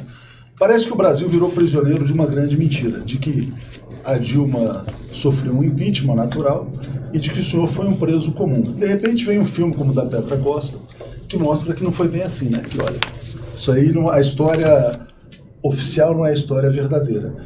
Por que a imprensa brasileira está com tanto medo do Oscar da Petra? Na sua opinião, por que parece que tem um pânico na sociedade nessa imprensa? Está com ódio, porque a Petra diz uma coisa que é a mais pura realidade que aconteceu no Brasil. Inclusive, quando eu vi o documentário da Petra, eu liguei para ela para dar os parabéns pela seriedade com que ela tratou, sabe? Eu, pessoalmente, achei pouco engajado. Aquele documentário, quer dizer, ela expôs a própria família dela numa narrativa exuberante. Exuberante, ou seja, eu que achava a Petra uma menininha, sabe, inocente, e depois ela vira um gigante, contando a história verdadeira como ela é. Achei extraordinário. Por que o medo? Porque eles contaram uma mentira com aquele filme da Polícia Federal que fizeram logo no começo. Mecanismo. Todos são iguais perante a lei, uma coisa parecida, uma coisa fajuta. Isso não foi pro Oscar. Sabe? Hein? Esse Oscar não quis saber. Foi um Não, porque fracasso. é um lixo. Porque se a Polícia Federal fosse honesta, quando foram na minha casa fazer busca e apreensão na casa dos meus filhos, poderiam ter mostrado, levantado o colchão, ter mostrado se tinha dólar, sabe, se tinha barra de ouro, não. Como não encontraram nada, saíram com o saquinho vazio, mas não pararam de mentir a meu respeito. Então, o que o documentário da Petra faz é isso, ela restabelece a verdade no país, a mesma coisa que fez o Glenn. O Glenn não disse nada mais do que aquilo que a minha defesa disse. Se você pegar a defesa do Cristiano e da Valesca, você vai perceber que em todas as peças de defesa tem um desmonte de cada coisa, inclusive com perícias feitas por nós. Perícia contratada que desmontou coisa que a Polícia Federal não conseguiu desmontar. Porque, não, deixa eles desesperados. só uma coisa para terminar, porque há uma diferença quando você pega um cara com a mão na botija. Mão na botija é um termo muito nordestino, né? Você pega um cara com a mão na botija e o cara então fala, sabe, eu vou desaparecer, eu vou ficar quieto, eu vou falar. Alguns falam o seguinte, você tem que submergir. Mas quando pega um cara como eu, que se enfia Moro, Dallagnol, todos dentro um do outro, não dá 0,5% da minha honestidade. Então, eles feriram uma coisa que o nordestino, sabe, que nasceu em Garanhuns, tem minha honra. Então, é em torno disso que eu brigo, ou seja, eu continuo, sabe, brigando, porque eu vou provar, como a Petra provou, sabe, que essa gente mentiu para o Brasil e os prejuízos são incalculáveis,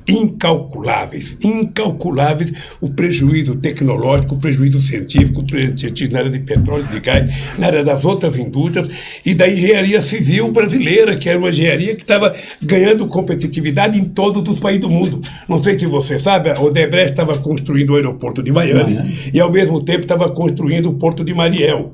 E os americanos entraram na justiça para tentar impedir que ela pudesse continuar no porto de Miami. E ela ganhou na justiça. Na justiça americana. Na justiça americana. Eles estavam na Líbia, como tinha várias empresas trabalhando na Líbia, tinha várias empresas trabalhando em outros países árabes. Nem sei se não tinha empresa trabalhando no Iraque, porque quando o Bush propôs que a gente participasse da guerra do Iraque, que eu preferi fazer a guerra contra a fome, ele falou, olha, porque na hora de reformar, subcontrataram, tem que construir empresas dos países que ajudaram. Talvez alguma empresa tenha sido subcontratada por alguma empresa americana. Que morreu era... Esse ódio contra as empresas brasileiras, contra a engenharia brasileira, que estava tomando conta da América Latina e da África, sabe? Explica uma briga econômica de interesses americanos. Então, meu caro, eu sinceramente, eu estou nessa briga por isso. Eu estou nessa briga para restabelecer a verdade. A imprensa sabe como é que eu tratei a imprensa sabe como é que eu tratei. Eu fiz um mal desgramado. Quando eu cheguei na presidência, tinha 430 e poucos meios de comunicação que recebia dinheiro da SECOM. Passou a ter quase 4 mil. Você sabe que melhorou. E hoje eu tenho culpa, hoje eu tenho um complexo de ter o remorso, porque eu deveria ter feito mais para a empresa digital. E não fiz. Porque também não conhecia. Deixa eu só fazer um comentáriozinho sobre a Petra, porque eu acho além da qualidade fantástica do filme dela, obviamente, eu acho que ganhar o Oscar será o coroamento de um fato que me preocupa muito a elite brasileira, a elite que deu o golpe, com apoio, inclusive de fora, há uma contradição nisso, é que eles perdem a narrativa. Há um ano e meio atrás, a narrativa que predominava era que tinha havido corrupção, babá. O filme não nega a corrupção. Não, eu sei, mas quer dizer, a narrativa do golpe, do que resultou no golpe, muda internacionalmente, como já começou a mudar para os juristas internacionais. Já mudou substancialmente. Você está falando da mídia. O Lula mal tem acesso à grande mídia brasileira, de vez em quando tem o alcance isso. No entanto, tem acesso à mídia internacional. Quer dizer, é o paradoxo, tem acesso às redes como essa aqui, os blogs, etc., e a mídia internacional, mas não tem o mesmo acesso ao Estado de São Paulo, não tem o mesmo acesso ao Globo. Só falar uma coisa, é o seguinte, registrar aqui minha solidariedade à Petra, porque é inadmissível que o Estado brasileiro, o governo brasileiro, o presidente da República, use a máquina do governo para atacar um diretor de cinema. É uma coisa chamada de militante anti-Brasil. Anti-Brasil, que é uma coisa inacreditável onde nós chegamos. eu não sei se vai ganhar o Oscar, mas já ganhou um prêmio extraordinário. Já ganhou a narrativa. Tem entre os 5 melhores filmes documentários do ano, ela está selecionada. E é um prêmio altamente reconhecido. E mais, o mundo está discutindo, né? Já era, antes da indicação do Oscar, o segundo documentário mais visto no Brasil, no ano de 2019. Com a indicação, com tudo isso, explodiu.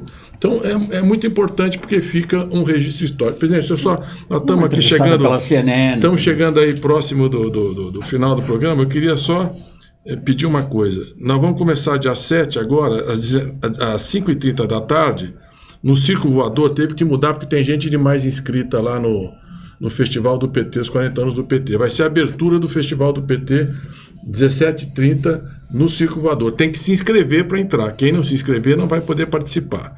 E depois, no outro dia, a partir das 8h30 da manhã, é na Fundição Progresso. Vai ter uma mesa você e o Tayana, o presidente vai ter um debate com o Mujica, os 5 partidos de oposição estão convidados, PSOL, PCdoB, PDT, PSB, Eu estou achando muito engraçado, porque quem vai falar para a juventude é Lula e Mujica, são 100.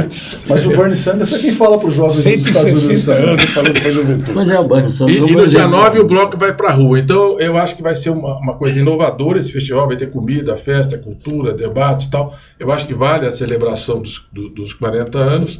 E eu queria dizer, qual é o recado que você fala para a juventude, esses novos militantes, esse desafio que fica para o futuro do PT, né? Já foram 40 anos de história, desde o nosso encontro lá no Colégio Sion. O que você deixa de recado?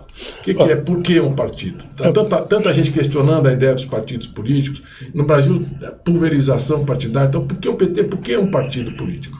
Por que se filiar e participar da luta? Luiz, eu acho que o que a Petra fez já valeu. Ganhou ou não ganhou o Oscar, sabe? Ela conseguiu consolidar uma narrativa, sabe, muito, muito, muito bem construída, que é a mais pura e absoluta verdade. Naquele livro que eu escrevi, Pela Boitempo, A Verdade Vencerá. Quando vieram pedir para mim qual era o número que eu queria, eu falei, a verdade vencerá. Porque é o seguinte, a verdade vai vencer, em algum momento ela vai vencer, ela vai aparecer. Historicamente sempre aconteceu isso, sabe? Você pode mentir, mas não vai mentir a vida inteira. E essa gente construiu a mentira para chegar ao poder. E ela vai se desfazendo ao pouco, tá? Luiz, eu tenho debatido com a juventude, eu tenho uma preocupação, porque a juventude ela está inquieta. Ela está inquieta por falta de perspectiva, por falta de oportunidade, por falta de condições. E aí eles foram induzidos por vários setores do meio de comunicação a não acreditar na política. E toda vez que você desacredita na política, toda vez que você acha que a política é o prejuízo, o que vem é pior, né? O que vem é o pior. Sabe? Isso é histórico, isso não é o Lula que está falando. Você pega a história americana, a história alemã, a história francesa, toda vez que você negou a política, o que veio para o lugar era pior. Então, o que eu tenho dito para o jovem? Eu tenho o seguinte, olha, se você não gosta do PT, se você não gosta do PSDB, se você não gosta do PCdoB, se você não gosta do PSB, se você não gosta do PDT, você tem o direito de não gostar. Você pode gostar de um outro partido, tem um pensamento político, mas você tenha consciência de que nunca, sabe, haverá saída fora da política. Nunca. Mesmo quando há uma guerra que um país destrói o outro, o resultado tem que resolver na política. Veja no Iraque agora e veja na Líbia agora. Qual é o problema político? É que, sabe, tiraram a liderança, não colocaram nada no lugar, você tem agora mercenários tentando governar e vendendo arma. Financiado por quem? Pelos países ricos. E eu não vou culpar aqui ninguém, mas eu sei que certamente terá o braço americano por detrás disso. Sabe, na Síria. Bem, então o que eu peço para o jovem? Olha, se você não está contente com os partidos que existem, cria o seu. Se você acha que o Lula não representa você, que o Aloysio não representa, que o Haddad não representa, que a Dilma não representa, que os deputados não representam, não tem saída, meu filho. É você entrar na vida política. Quando você não acreditar mais em ninguém, você não quer acreditar mais em ninguém, sabe? Acredite em você. A pessoa que você precisa, a pessoa que você, sabe, está necessitando é a sua coragem interna. É a sua disposição de ser sujeito da história. e não um coadjuvante da história. Ao invés de você ficar em casa xingando o político, sabe, ofendendo o político, então não ofenda não, saia político e começa a dizer o que você quer, qual é o programa que você defende, o que você deseja fazer para o povo, porque assim você vai ajudar a politizar o Brasil, você vai ajudar as pessoas a votarem melhor, a escolher um bom presidente, aquele que você quer que faça as coisas que você acha que tem que ser feita. Agora, veja, votar no desespero como foi votado nessas eleições, você percebe que o Congresso Nacional hoje é mais fraco do que o Congresso Nacional. E aí tem uma profecia do Dr. Ulisses Guimarães que ele dizia: toda vez que a sociedade começa a reclamar por, sabe, renovação, o que vem é pior. Porque aí aparecem os picareta. Tem um monte de picareta que foi eleito que você não sabe, não tem histórico, não tem biografia, não tem compromisso com ninguém. Apareceu aí, está eleito. Sabe, se a pessoa não tem compromisso com ninguém, ninguém pode cobrar deles. Então, o que eu digo é o seguinte, Luiz, tem 2 momentos na história do ser humano que ele tem que ter coragem. Sabe? É na juventude e na velhice. É quando o cara está aposentado, como o César Amorim aqui, como que não tem mais o que perder na Vocês não vida. estão aposentados não, o Bernie Sanders está mostrando. Que a gente já não tem mais aposentadoria. longo prazo, tudo é de curto prazo para a gente, e a gente está satisfeito com o que a gente fez. E veja que o César é um cara satisfeito com o que ele realizou na vida. Eu dizia, quando o César era meu chanceler, que ele era, naquele instante, o melhor chanceler do mundo, porque eu conheci muitos.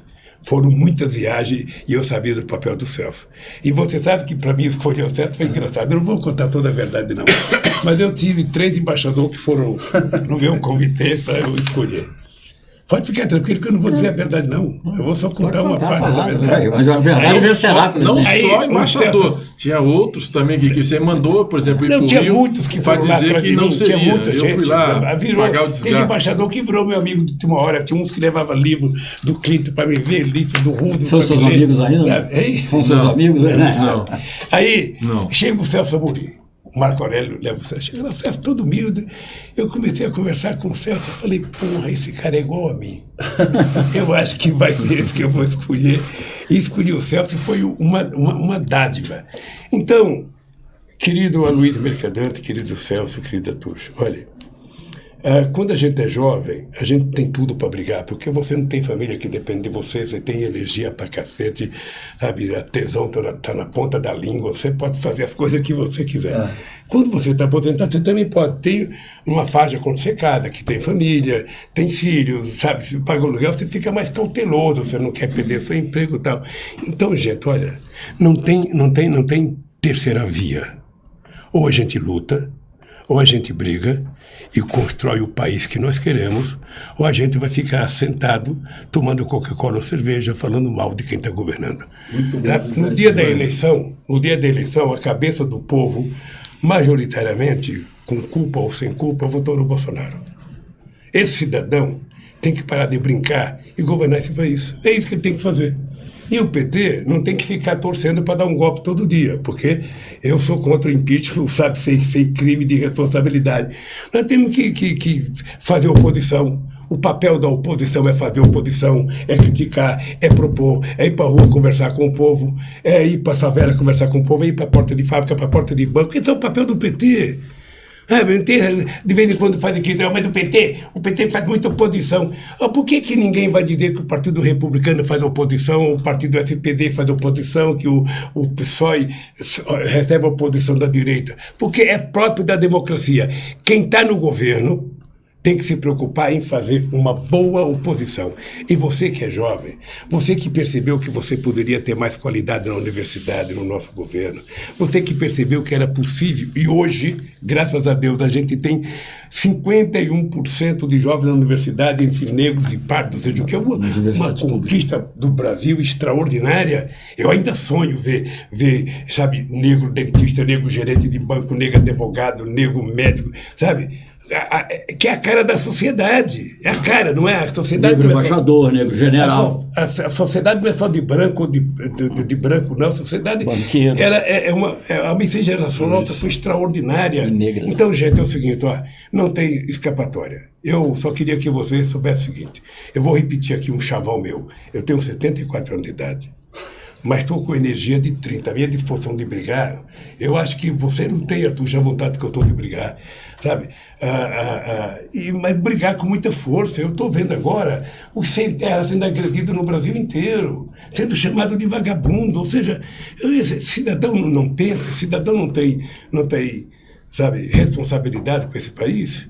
Então, companheiros ouvintes, telespectadores, internautas do 247, sabe, é o seguinte: eu estou na trincheira de batalha pela conquista da soberania nacional. Soberania, sabe, com S maiúsculo. Soberania em que a gente seja dono do nosso solo, das riquezas do nosso subsolo, da nossa água, da nossa floresta, sabe, que a gente faça os investimentos para que o nosso povo seja a coisa mais nobre desse país soberano chamado Brasil, que nós haveremos de construir. Muito bom, presidente. Obrigado, Aloysio, obrigado, Celso, obrigado a todos que nos acompanharam. Muita gente aqui ao vivo. Vamos pedir as inscrições, compartilhamentos e levar a TV 247 a 1 milhão de inscritos. Eu me lembro que o senhor veio aqui, presidente, quando a gente não tinha 100 mil ainda. Passamos os 500, vamos agora com a meta do 1 milhão. Não, e dizer mais uma coisa aí, agora eu vou dizer publicamente, eu vou me inscrever, vou ser assinante do 247. Inscrito, o senhor já vai ser assinante. Obrigado é o meu compromisso. Obrigado a todos, grande abraço. Obrigado. Valeu.